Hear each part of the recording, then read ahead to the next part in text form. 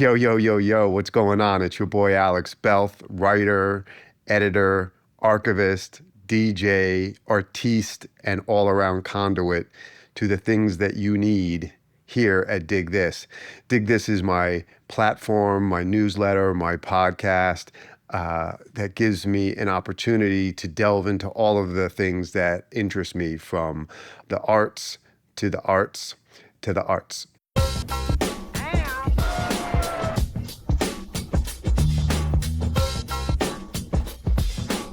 Today, my guest is filmmaker Shannon Plumb, and I'm particularly excited to chat with her because, in addition to being just a really interesting, erotic, droll, and hilarious filmmaker and performance artist, she's also one of my closest friends. She's somebody I've known for 35 years. We met in 1990 at SUNY New Paltz as undergrads and maintained our friendship through our 20s in New York in the 90s and subsequently to today. And the reason that Shannon is coming on to chat with me today is because her 2013 feature film Towheads, which she directed in, wrote, and stars in as well, is streaming on the Criterion Network as of now, as of September. So this was a perfect opportunity to kibitz with just one of the more interesting and fabulous and wonderful people that I've ever known.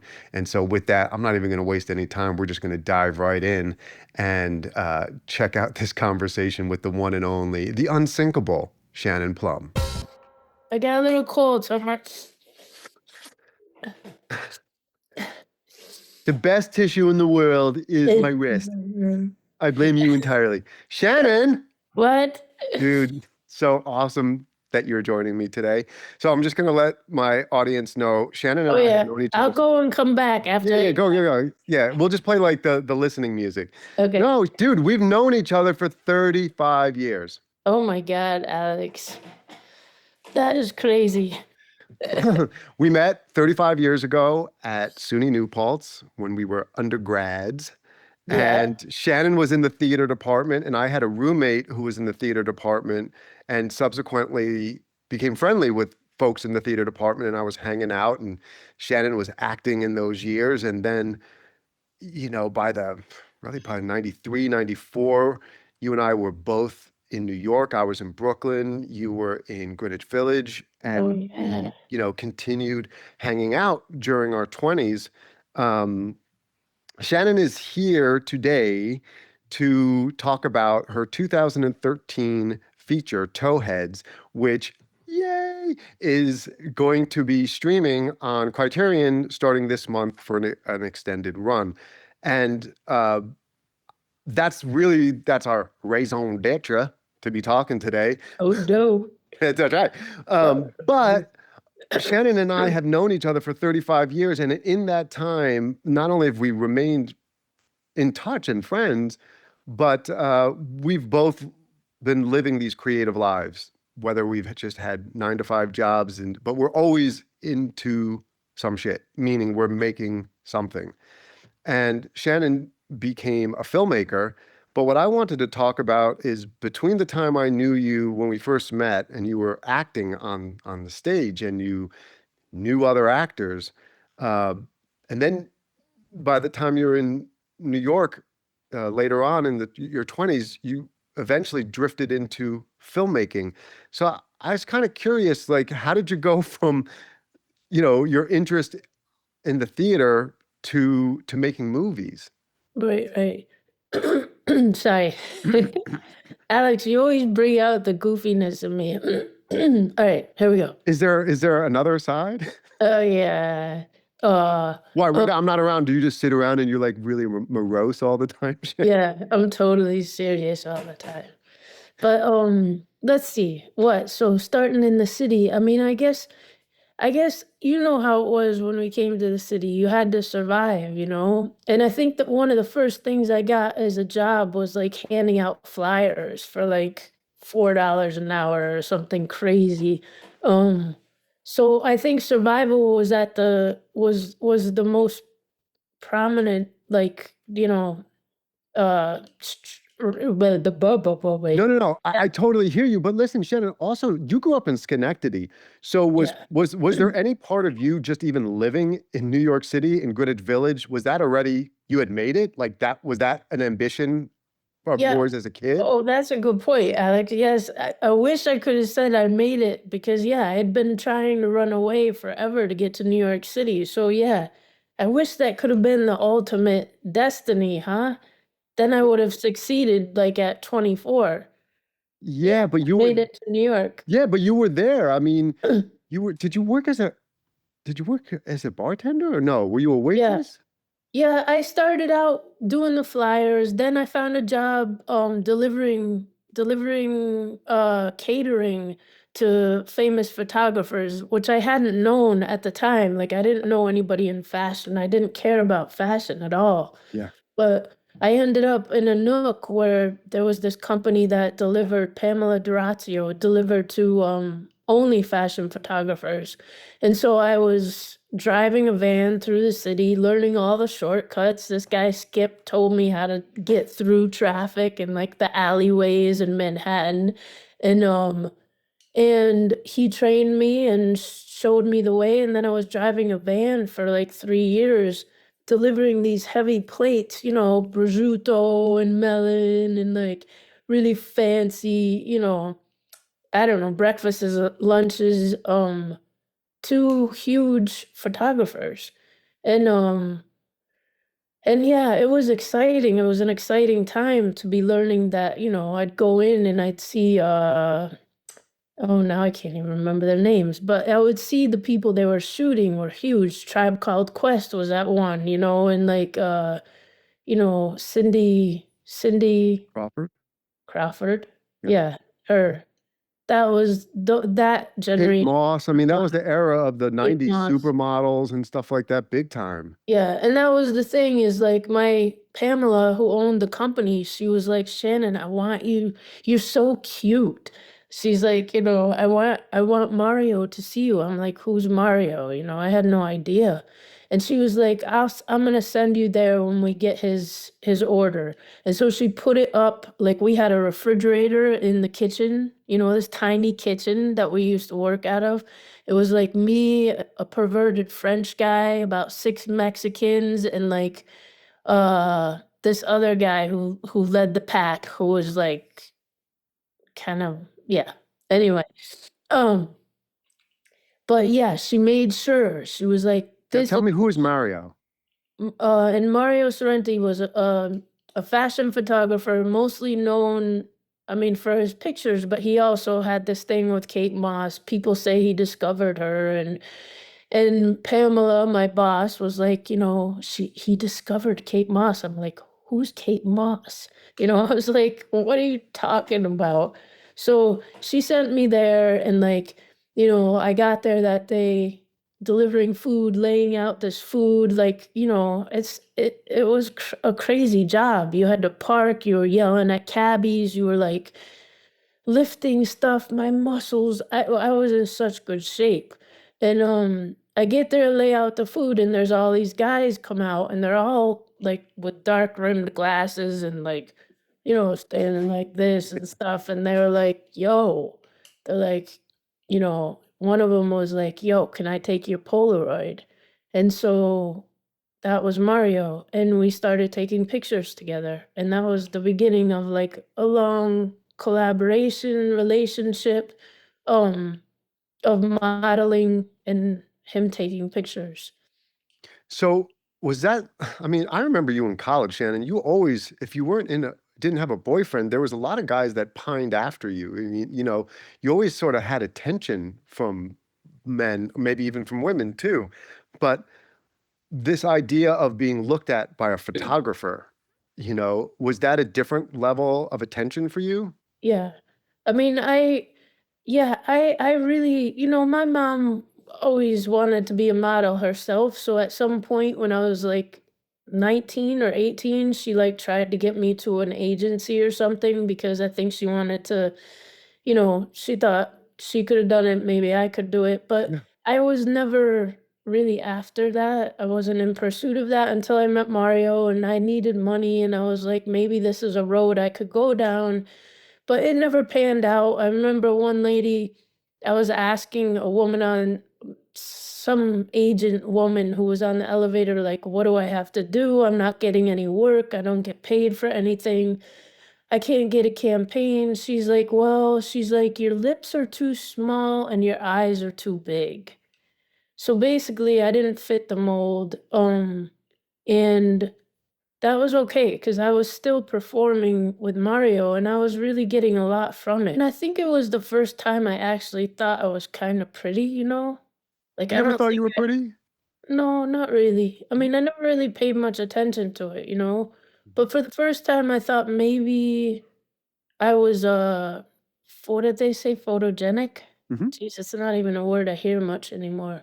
Um, but yeah, so I started to think maybe I could be on camera. Like I always wanted to be in the movies, but I never really saw it, you know? At that time there was no you didn't have selfies, you didn't have I remember in college the first time one of my teachers brought in a video camera because she said you guys should see yourself on TV if you want to be in film. And that was just so weird and, strange to do, but that was the only time I'd ever really seen myself on. That's interesting. And you had a different personality than I found that a lot of the other acting students had. They could have a lot of that like big theater Momo energy, like performing, like, "Mwah," like they're just on. And you seem to have like you almost like you were like seemed I mean, I know a lot of actors can be shy, but there was nothing performative about you when you were just talking to you. No, I know, and so many times people couldn't believe that I was studying theater because I wasn't like that. And I didn't do that great in the theater program. I mean, I did good in the classes and stuff, but I didn't get into all those shows and stuff. I wasn't, it wasn't my place. Maybe, I don't know. I love the stage, but it wasn't my at that time I wasn't really ready for it, I don't think. Well, I also think one of the reasons you and I might have been kindred spirits is that in those years we were I don't want to say ambitious, but our ambitions on some level, yes, wanted to get paid, wanted to have some sort of acknowledgement or fame or those kinds of things, but we were also just voracious in trying to experience as many arts as we could. Yeah. So yeah, you could have been in the theater department, but you were reading poetry or you were looking at paintings. Or I was sneaking in the art classes. I remember at one point, maybe even inspired by you, I'm not sure, you and a couple other people, but I was like, I want to go paint. And I remember seeing all the kids going into the art department with their big coffees and like getting paint all over them. And like, I was like, this is where it's at, you know? That Smelling like hazelnut coffee at 8 in the morning and then going smelling those paints and, linseed oil and oh, turpentine and yeah, yeah, I know. it I was still good. get sort of weak kneed when I smell that stuff. But Yeah. then in the when we were in our 20s, then living in New York, you're working, you're hustling, you start doing these pictures with Mario. But I remember those years, you were like I thought of you much more in the art scene than in Yeah, being in like theater or movie scene even. I know. I did. I mean, I honestly, I didn't realize that it was heading toward the art world, but I was with a boyfriend at the time, this guy Andy, and he was a metal sculptor. And so when I came to the So city, talented. yeah, and I lived with him, and he just taught me so much about art. I mean, I didn't know, we went to galleries all the time, the museums all the time. I learned so much, and video art was just coming up. Like, not just coming up, but it was popular at that point.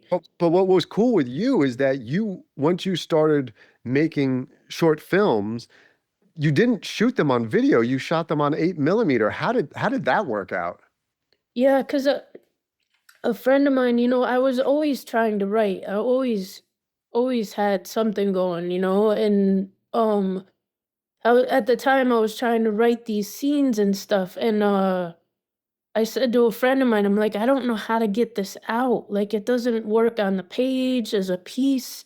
It's not, I don't know what to do with it. And he said, why don't you get a Super 8 camera He said they're cheap. You know, at that time they were like 26 bucks at the flea market. He was like, just go and film something.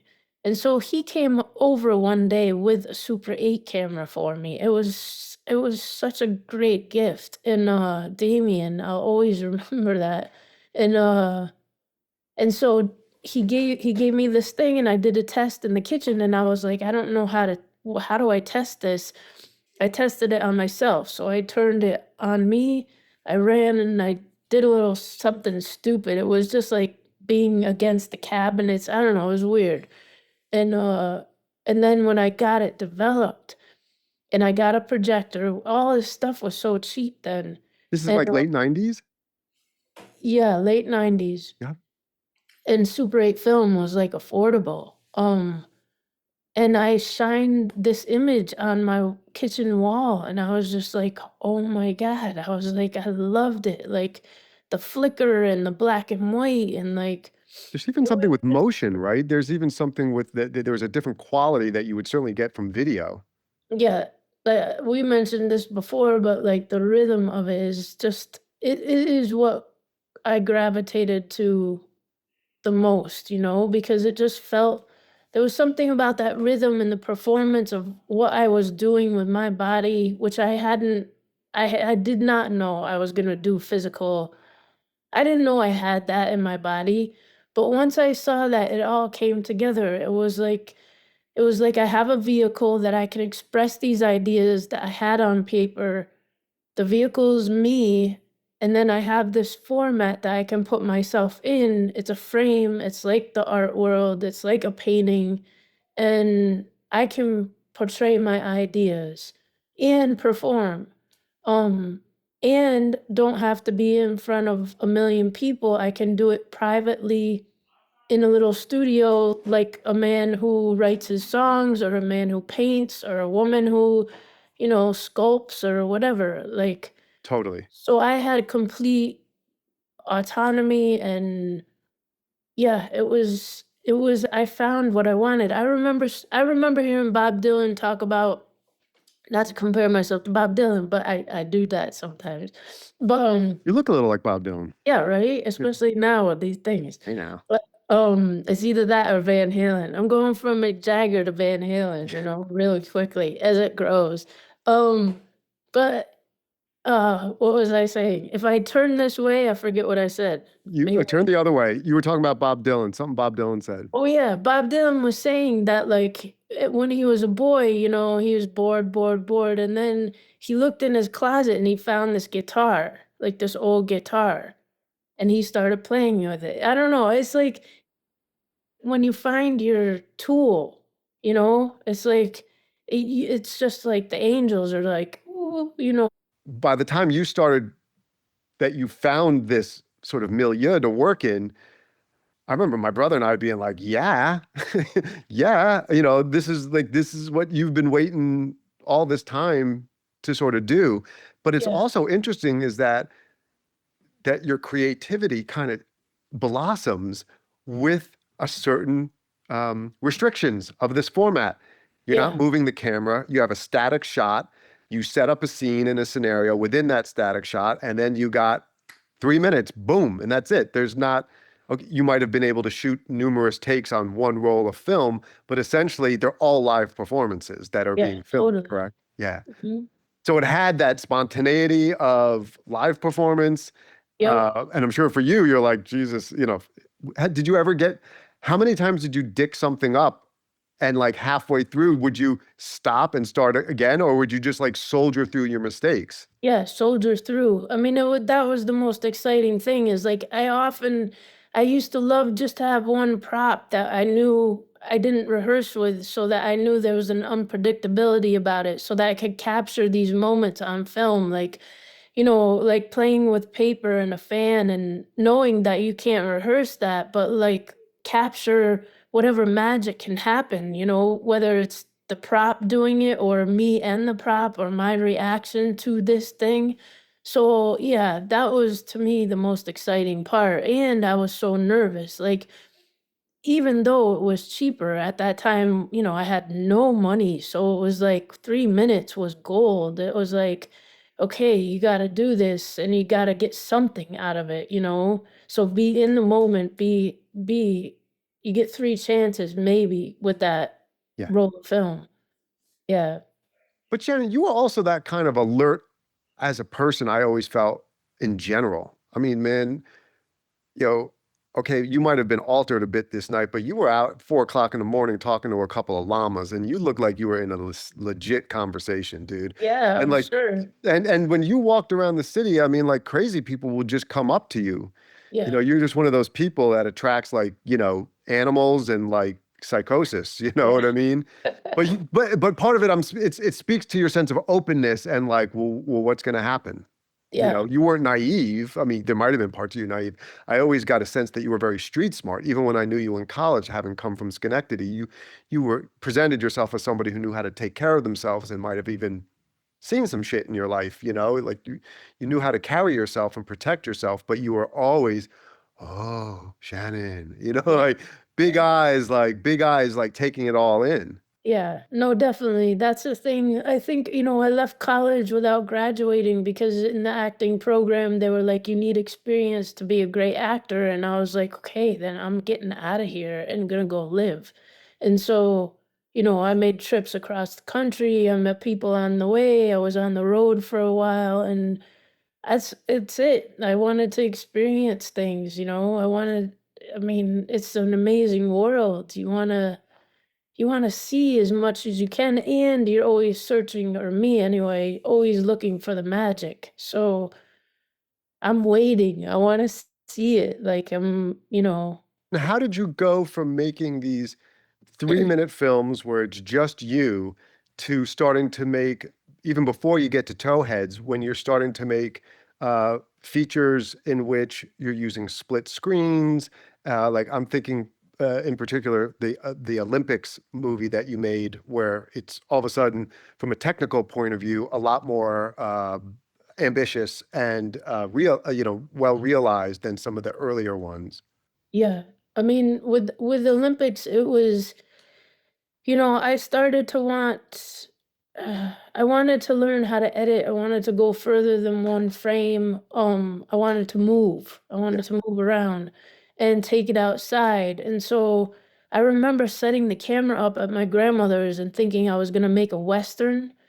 And I was like, I have no idea how to do this. Like, I was like, I don't know the positions of the cameras, how to match things. And so I knew Derek, I was like, Derek, can you help me set this? How do I do it? Yeah, and just to Like, interject, you were talking about your partner at the time and your husband now, Derek C. in France, who's a feature film director. right, right. So he's sort of giving you some. He's basically like helping impart like some of the craft of all of it to you. Yeah, yeah. We're doing a couple storyboards, trying to understand, because I'm so dyslexic. I don't, right, left. I don't, if I walk off that way, how do I come on that way? Whatever. Right. But inevitably, I asked him, I was like, can you just be behind the camera while I do this Olympics thing, And I was like, you can't look. Just don't look, because up until that point, I'd been alone, Even though I show him on a screen, I still was, even at those shows, I would hide in the booth. So I was like, don't look. So And hold so, on a second. You could watch yourself on screen, but you couldn't watch yourself on screen with other people watching you at the same time. yeah, but it was really hard watching myself on screen. So I think it Even is, even by uh, yourself? huh? Even by yourself? Yeah, no. Yeah. Yeah, because even when I have to edit, it's like, oh boy. Yeah. Yeah. Mhm. But yeah.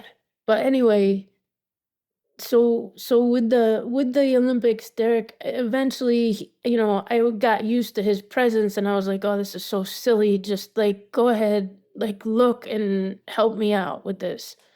And so we shot that whole thing, and then I learned the editing, and he taught me a ton about editing. So that began But like even just going back to the performing part, once he started looking at you and you knew he was looking at you, what did that feel like? And did it change the way that you were performing at all? yeah. I mean, I mean, that was the thing that I realized is that having an audience and having Derek as an audience, because I respected him so much as a director, was definitely inspiring a better performance, you know? It was. Yeah, yeah. Because aside from the thrill that you got from shooting yourself, like the film, you know, and unpredictability was also that you had to do even top that when you had someone else watching. Well, also you're talking about Derek, who's a guy who has like he's got pretty high standards. So like you know that he's probably holding himself up to a high standard. And so even without him saying anything, you're like, well, I don't want to fuck off with this guy. Like I Yeah. gotta up my game to be around this guy. But also he has that wonderful quality. I'm not sure if all great film directors have this or all directors who are great with actors, because everybody is, Robert Altman is going to be different from Sidney Lumet. But I've always found Derek to be something that a journalist one told me was a through line with all great magazine editors. And he said, all great magazine editors are charismatic listeners. And Mm. just knowing Derek a little bit, he's an incredibly charismatic listener. He'll just be sitting there listening to you, and all of a sudden, like 5 minutes later, now I wear my heart in my sleeve and I'm a fucking blabbermouth, but it's like, Jesus, I just told this guy my whole life. And that's, great reporters have this quality, but that's he could just be sitting there watching in you and he's You giving you know, something. and you know what I think, actually now talking about this, is that I think what was even more thrilling about having him there was that I had to make someone laugh and I had to hear it. And it was like, yeah, I understand it. I can almost mix in this idea of him listening, but when you're doing silent comedy, it's like if you need to hear laughter and any comedy, but in this case, while he's filming, if I knew if I made him laugh, and he's not easy to make laugh, I knew that I had it. And so that was special to be able to have because I hadn't had an audience while I was filming. So How does this all get us to Towheads, which is your 2013 feature film? I mean, was it 90 minutes? Is it a little over 93 minutes, it's something about like that? 90 minutes, almost, yeah. Yeah. And that's a story about a woman who is married to a theatrical director. Her husband is successful, quite busy with a production that he's working on. She has two young boys who were played by you and Derek real life sons um, in the movie. And your character is like the predicament of so many mothers in the world of being invisible Yeah. somehow and not having all the challenges of, can somebody see me? Hello, I'm doing all of this stuff. I have all this output just being a mom. And it feels like it's a real homage to the complexities of motherhood, while also talking about being a spouse who is envious of her husband's professional life that Yeah. she has somewhat had to sacrifice because of her job as a mother. Were those things that you were really clear on wanting to, is that why you wanted to make the movie, or did those things sort of evolve as you got into this project? I mean, the first thing when I became a mom, I was just like, why hasn't anyone told this story? Like, why hasn't a mom told the mother's story? You know, because we see the ones that are told by men and it's just different. And it's like, I had never realized because our moms, it's something we were expected to do. So nobody really talked about it, you know? Nobody complained about it. Nobody talked about how great it was, nothing. And I was just like, man, nobody told me what this would entail, you know? And so I really thought this story should be told. And, it's definitely something universal. It doesn't matter if it's set in a shack or if it's set in a mansion. It's like there is always a part of self-sacrifice. You decide in the beginning You're like, okay, you're gonna have a nanny or you're not. Yeah. If you're not, you're gonna give up this or you're not. And how are you gonna put those together? Like you have to sacrifice something. Like a Do you mom do does you feel what? like do you feel like nobody told you that? Yeah, yeah, because I kind of grew up between my grandma. I lived with my grandma, so she was kind of the 50s, and my mom and I were living with her, so it there was no clear mother idea. Like what was a mother? My mom was was that liberated woman from the 70s. My grandma was, baking and cooking for 10 people every night. So, um, even though she also had been like a butcher or whatever, but you know what I mean? There was no understanding of sacrificing anything. It was just like, this is the way we do it. We survive and that's it, you know? Yeah. Because I never thought of you like when we were growing up, when we were younger. I never thought of you as somebody. It's not that I didn't think of her as the maternal type. No, I just never heard you talk about wanting to have kids or that being necessarily part of your plan. No, it definitely wasn't. I mean, I used to go home to my grandma's and my cousins would, one of my cousins was having her babies and I'd go bring them in the puddles and get them all dirty and muddy and she'd be like, "Shannon, you're not supposed to do that." And I was just like, it didn't phase me. I was gonna be happy just to be that aunt who brought kids to puddles. Um, Well, the character that you play in Towheads is very much, even as a mom, very much in that spirit of who would, have her kids, like, jump around in the puddles with them. Isn't that right? That was the problem, is that like when I was bringing these kids up, I mean, Derek had to be away a lot because he was doing his movies and stuff, so we would be together. And yeah, at times I could play the parent, but at other times I was like, oh my God, we got to get a little loose and crazy because Motto. You must have had them walking around with like shoes like backwards on their head or whatever. oh man. Yeah, I mean when I had Cody, I was playing construction workers and I would hear him crying in the other room because he wanted to be nursed, so I'd run in and I'd realize that I had my construction helmet and my mustache on and here he is like looking up at me and I remember one time he like let go of the nipple and looked up and was like and then just like so it's like, yeah, it was a little bit strange sometimes. So Shannon, what was the decision? Was it just like strictly practical, economic, the reason that you decided to cast your two boys in this movie as the lead characters' kids? Yeah, wait, wait, say that again, No, Alex? like in Towhead, you actually cast your two children. Yeah, So what was the reason for that? Was it I because it was mean, just yeah, yeah. The budget, we had a really, really small, tight budget.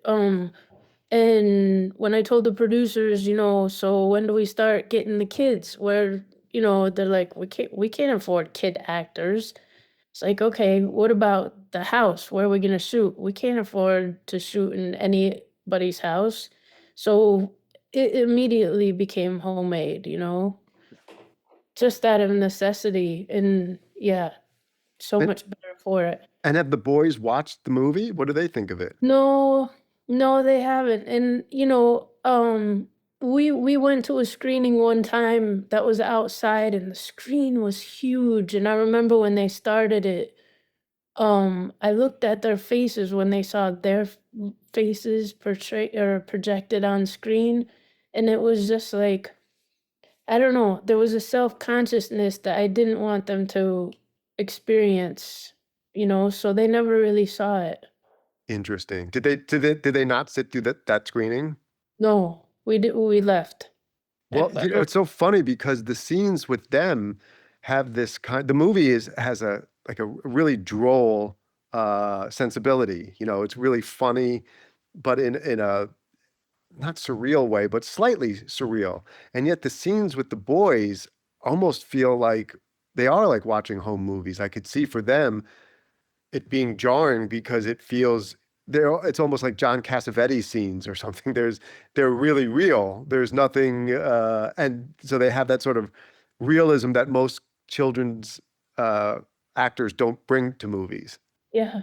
I mean, and that was the thing, like every take was gonna be different. I mean, there had to be a guideline, what do you call, there were boundaries, but within that, everything would be spontaneous and different, you know? I mean, I think I only fed one line to Cody, ever in the scenes, just because we needed it so bad for the story, but yeah, they pretty much took it on themselves, you know?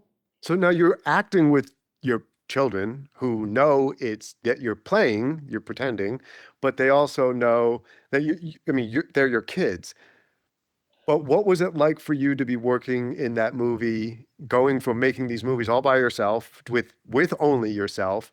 Okay, yeah, the Olympics movie, you start to work with Derek as a behind the scenes collaborator in which you're feeling that response to another person being there. But now as an actress, you're performing with other people. What was that like for you?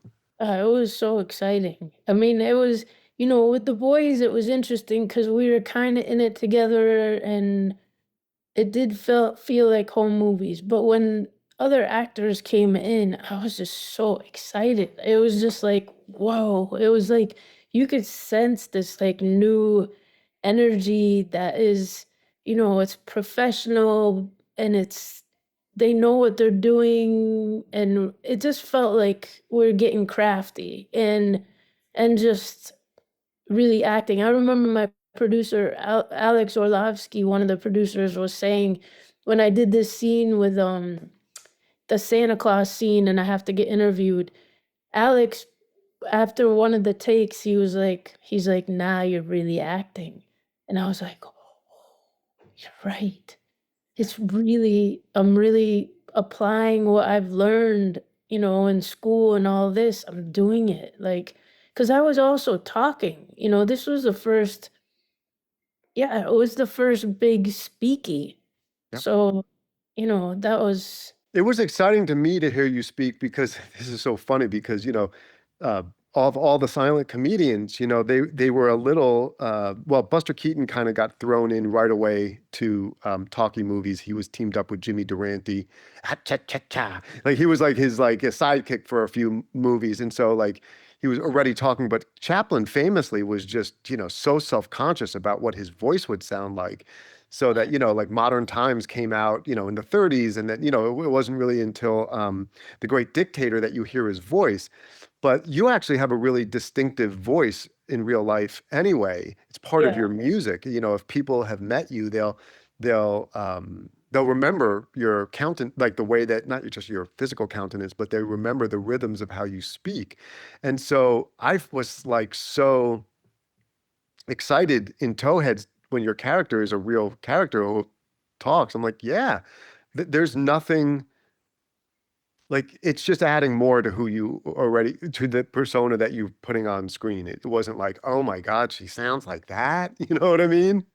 I mean, it was terrifying for me, especially when I'm writing. I was like, I'm gonna give myself the least amount of words because I don't want people to hear my speech, And I've always been really self-conscious about the way I talk. So yeah, so it was pretty terrifying to hear my voice, but it was And who exciting. blocked out the shots? Did you storyboard all that? Did you do that with your DP? Did you do it with Derek?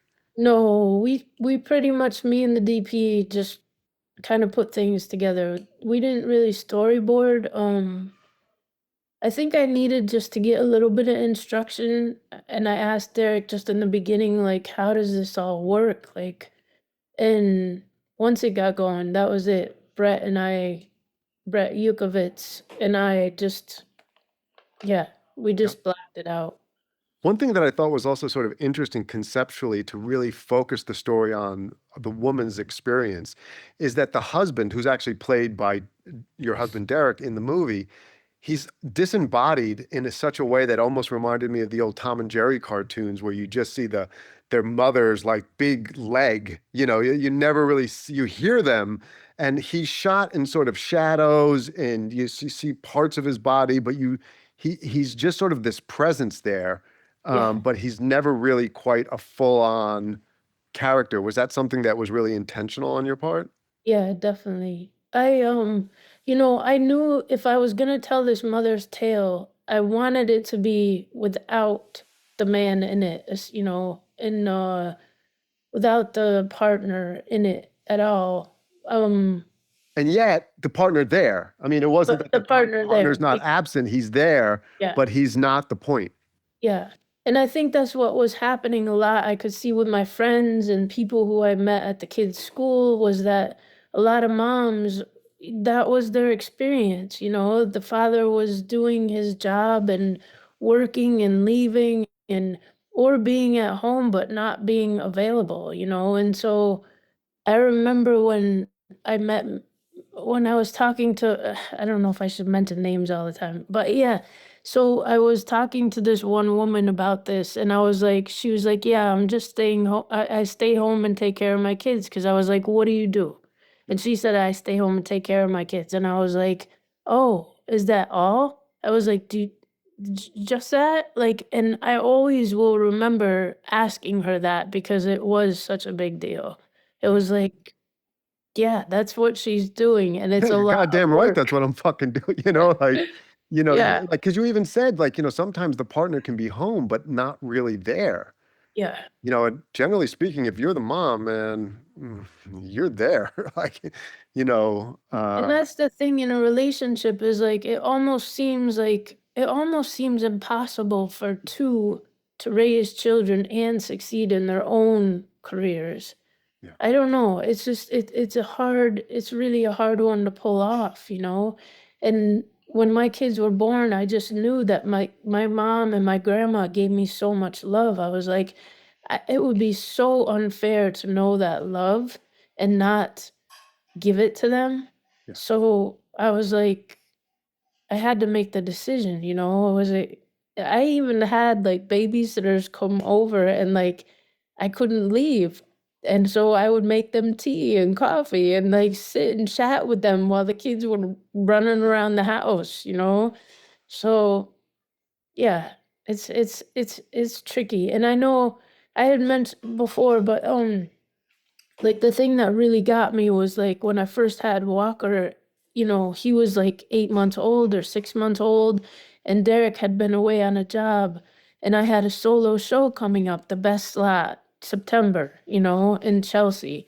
And I was on my last film that I was gonna make for the series, but I had Walker who was nursing constantly.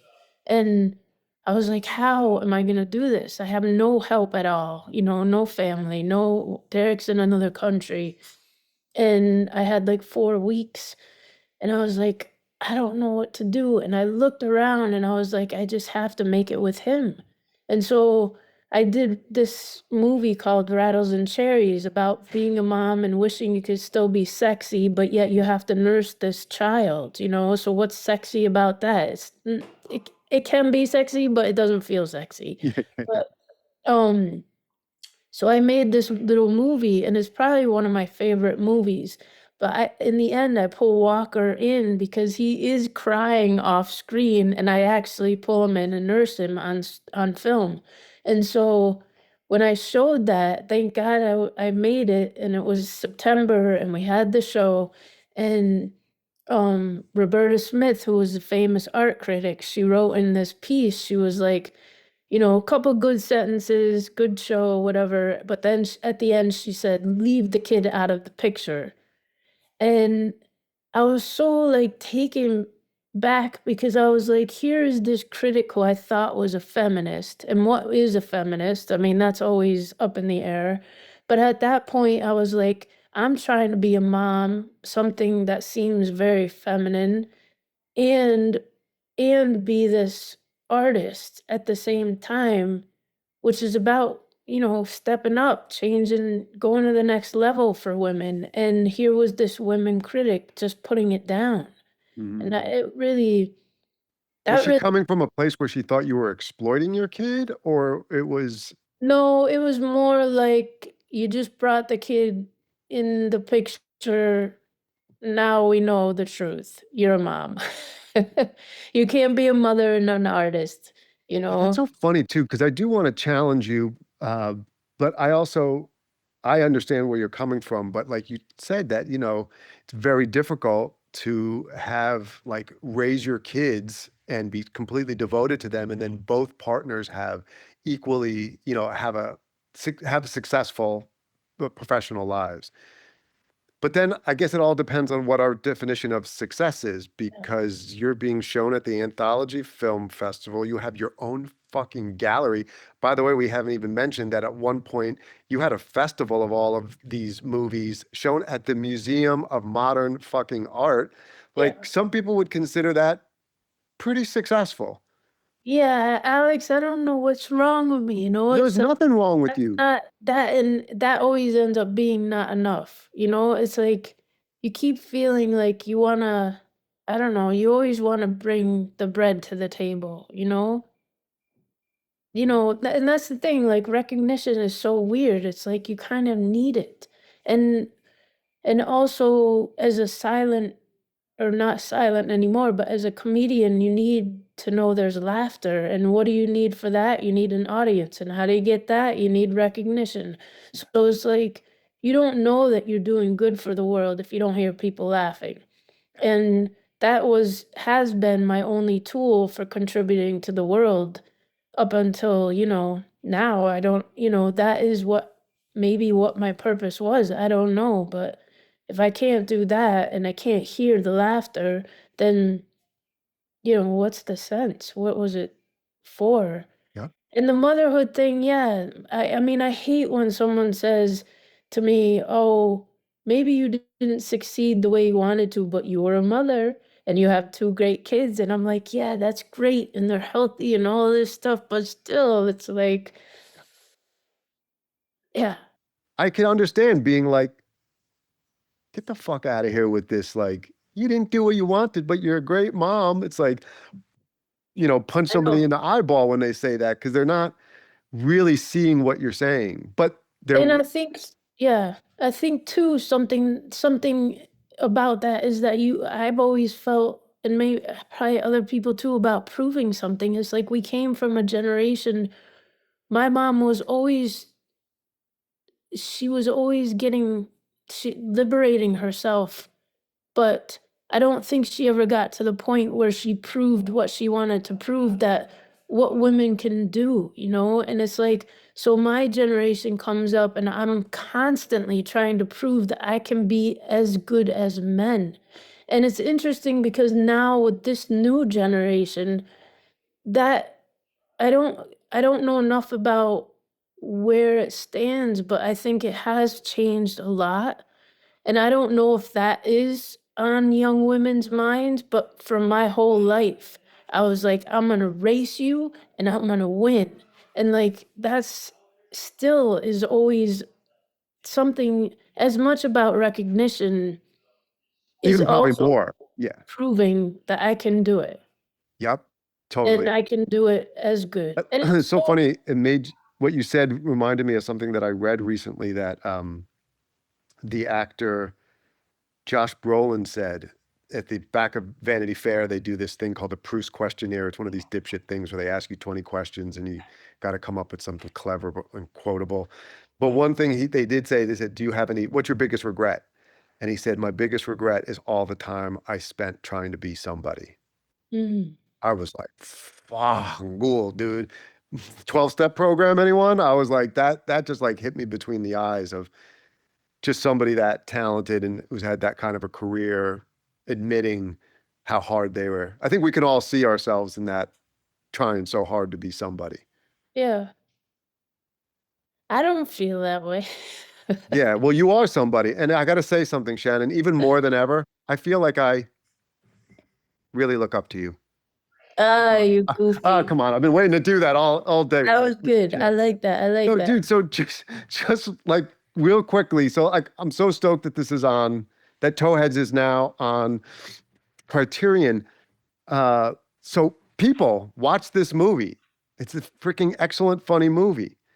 But I want to know, Shannon, when the movie came out, first when it came out, and then subsequently, what's the response been? What have women, even men, what have people told you about the movie? I mean, it's been amazing. Like some of the women are like, "Yeah, I was trying to get across the park today with my 3 kids or something," and they're like, "I almost started crying because I was just frustrated. One is screaming, the other one's doing this." And she said, she was like, "Yeah, but I started to think about that scene in Towheads," and she was like, "It made me laugh out in the middle of the park," and like yeah, those are the kind of things where I'm like, yeah, because people are putting themselves in the movie because it's so relatable and they don't have to see me anymore. It's not me, I'm the vehicle. So Yeah. they see themselves in the movie. And there was also a boy who came up to me, he must have been 18 or 19, and he was like, I finally understand my mom.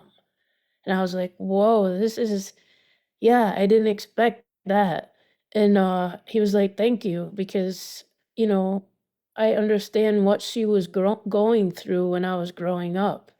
Wow. And so, yeah, it's been really cool, and caretakers too. People it doesn't have to be mom. It's like who sacrifices their life for taking care of their parents or other children or whatever it is. I mean, I certainly wanted to tell this from the mother's perspective, but there's all kinds of mothers, and so that's yeah.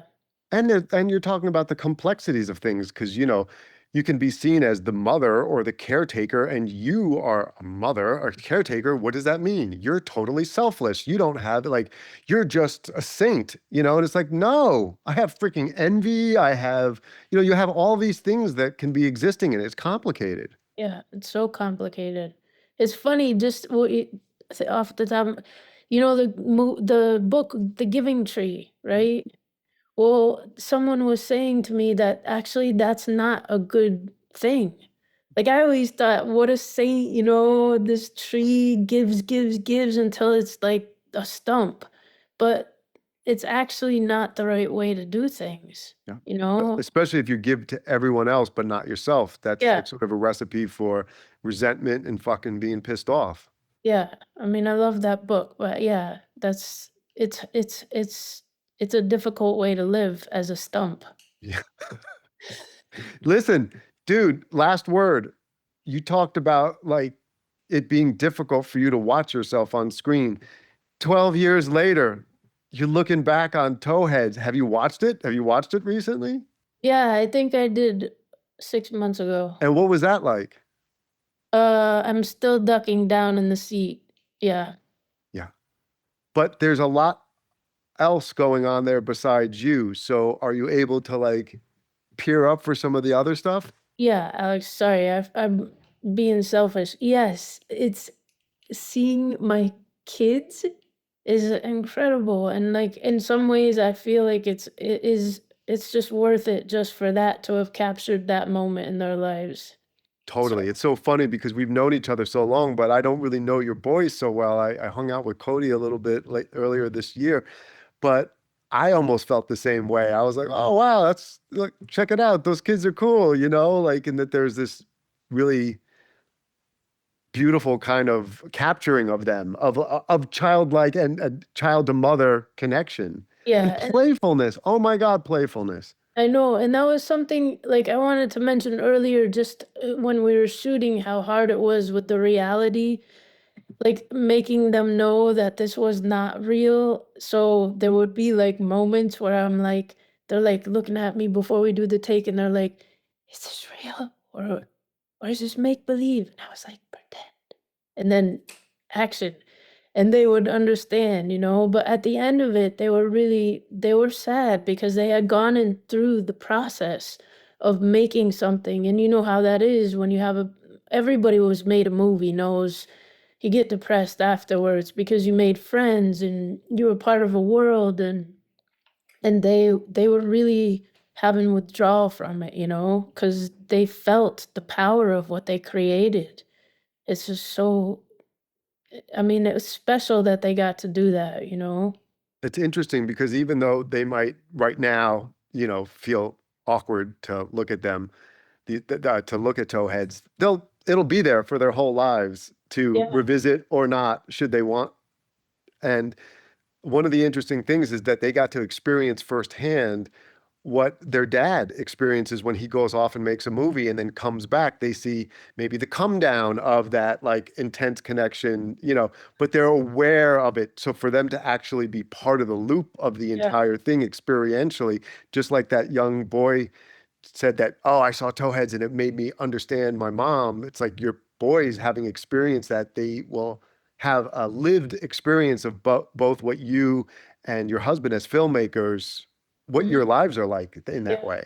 Yeah. And The I ups think and the downs of it, the intensity of it. totally, totally. And learning a process, like how, creating something has such a process. They have more patience than I do about certain projects or something, Dude, your they son Cody's a sick photographer I and like know. has to go and take pictures in the wild where patience and discipline is like first and foremost. Yeah. Yeah, it's incredible. I mean, he was like that since he was a little, since he was a lot younger.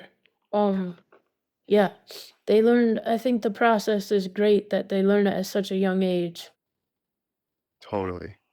Shannon, But this was awesome. yeah, Alex, It was thanks for fun, doing right? this. Not so painful, right? No, yeah, no, Well, I mean, it was painful for me, but I mean, I just wanted to make sure you were okay. I thought you no, said you were okay, Spider. I was okay, Spider. Shannon, this is awesome. Thank you for joining me. Thanks, Alex. You're welcome. It's a little And cold.